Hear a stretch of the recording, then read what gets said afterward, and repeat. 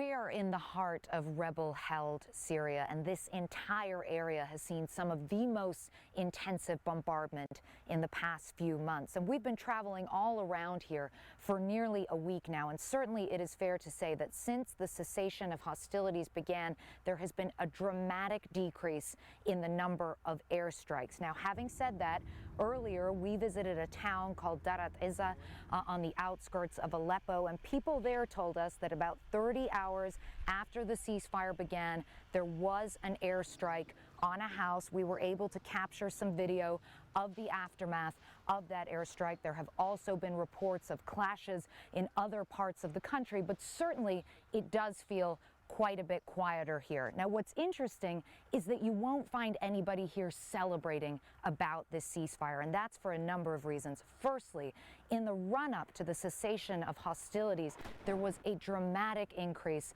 in the Russian aerial bombardment. Secondly, the people here who live in rebel-held territory simply don't trust the regime of Bashar al-Assad. They see this ceasefire as a trick or a ruse designed so that the regime can take more territory. And for that reason, many people we've spoken to are in fact actually against the ceasefire.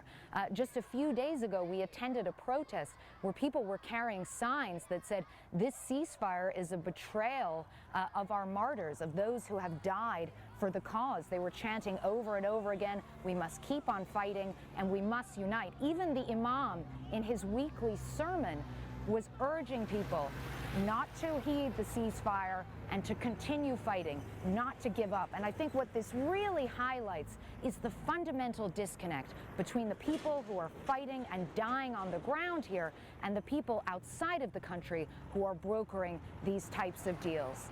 Clarissa Ward, CNN, on the outskirts of Aleppo.